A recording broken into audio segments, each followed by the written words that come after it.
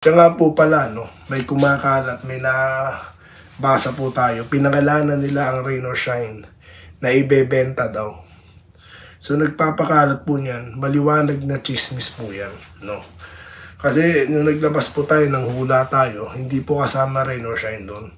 Dahil dalawa po may-ari niyan eh. So hindi lalapat doon sa hulaw na inilabas ng spin.ph. Kaya para sa akin, no, sa akin lang malisyoso 'yan. Bakit? Maglalaban po sa semis eh, no. Anong mararamdaman ng mga player niyan? Haharap sa semis tas mas mababasa nila ay binebenta pa, magkakaroon ng distraction, no. Kaya sa mga naglalabas niyan, no,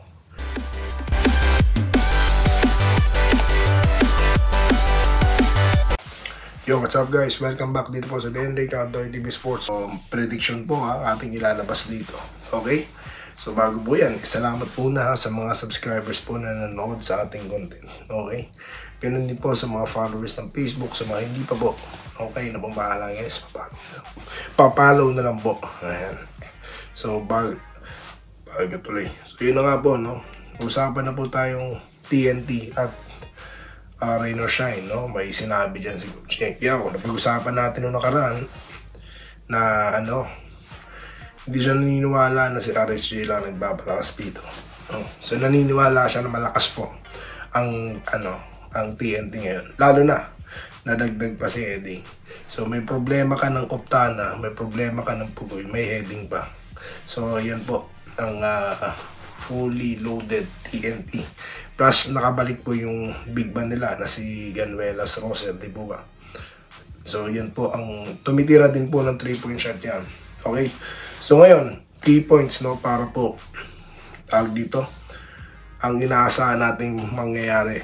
Of course, ang TNT, they will do the usual thing. Napag-aralan na po natin kung anong klaseng offensive mind or offensive strategy meron sila. Kapag nakakagawa sila ng defensive stuff, automatic 3-point first option nila or pass break, pipilit nila yan, no? So parehas sila dito ng Rain or Shine, di ba? Ang play nila hindi naglalayo, 3-point shot, run and gun, di ba?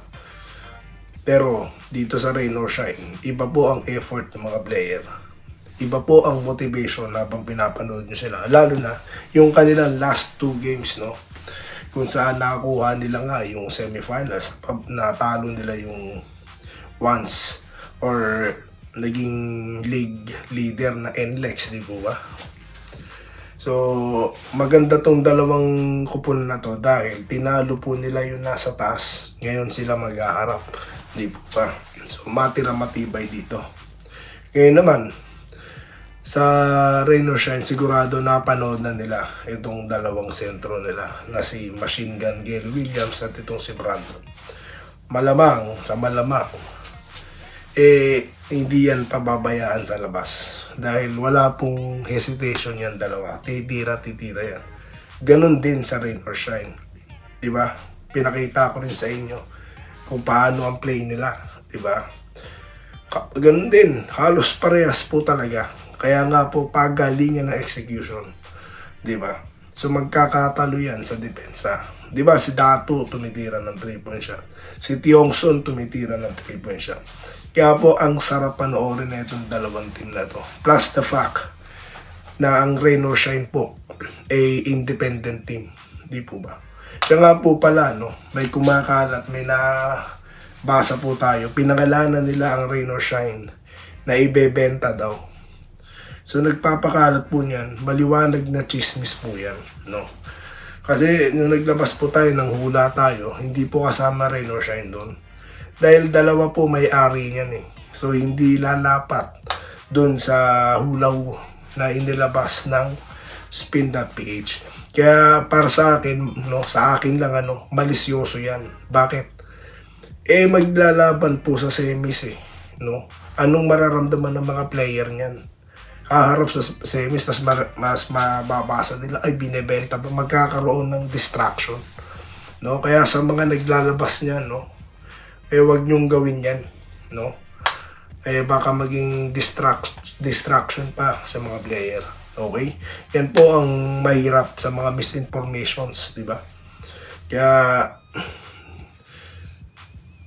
alam nyo na, ewan ko lang kung ako lang nakaisip nyo to, ano? Okay? Pero para sa akin, mukha pong malabong rain or shine yan, no? May mga team po na dapat mawala sa PBA pero hindi dapat ang rain or shine. Then again, dalawa pong may-ari niyan. Hindi lang isa. Ang i-describe sa spin, isa lang. Kaya itigil nyo yung mga kabalbalang ikinakalat nyo. Ha?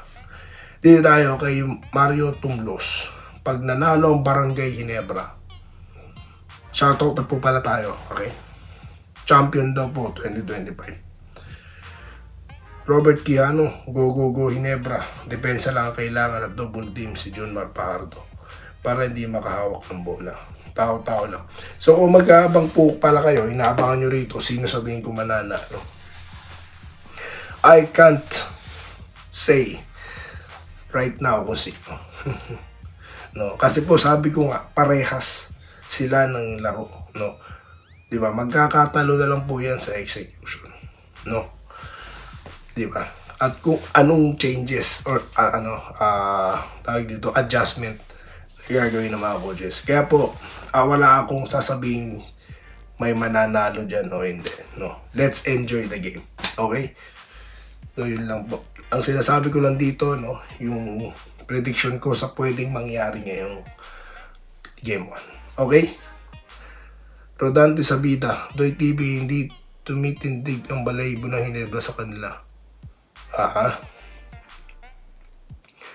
Idol, kamusta? Pare, bahala na si David kay Perez. Kaya niyang pantayin yan kasi maliksing kumilo si David. Let's see, no? Sa Ross TNT naman, pare, kay Coach Yeng, ako kasi parang hinug na ang Ross at kayang sabayan at TNT. Yan, meron na pong rain or shine dito, ha? Go SMB daw po, sabi ni Charlie Asierto.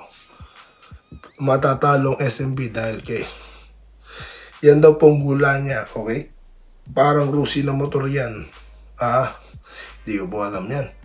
Christian James, prediction ko dyan, naabot ng Game 7 pero SMB manalo at TNT ang magtatapat sa finals. Christian James. Okay. Clodoaldo Prasdilla, good PM, Doy TV, good luck sa Ginebra sa laban. Ayan. Wenceslao Hapon, no? Shoutout po. Okay, depensa daw po, Jenkins. Dito tayo kay Romeo Tarusan, no? Sana raw po manalo ang Ginebra. Ricardo Dolores, no? Sa MOA mamaya, sir. MOA po ba? Pasensya na po kayo, no? Nalilito ako. Kahit saan man yan, puno yan, sigurado. Vincent Nava na nag-good day, no? Okay, may nabasa ako, Ross pala yung team na gusto ibenta ng mga anak may-ari. Huwag po kayo masyadong maniniwala dyan, no? Baka po distraction lang yan. Hindi po pinangalanan ng spin yung sino yan, no? Okay. Good day, kabayan Doy, Ginebra for the win. Good day, sabi po ni Ramil Gonzaga, para sa akin, malalat na talo, Ginebra pa rin po siya. Okay. Blues Mercado. Maraming nag-faking na ano pong ibig sabihin. Yun lang po muna, no? Pa-shoutout natin. Shoutout po kay Ma'am Irene Quiles, sa inyo pong lahat na nanonood, no? Sir Willie, at sa lahat pa po. Sir Archie Macarang. So yun lamang po. At magkita-kita tayo after the game dito lamang sa Denrica Doy TV Sports. Muli, maraming salamat po sa inyo panonood. Salamat po sa panonood. Subscribe na para sa mga susunod na basketball at boxing videos.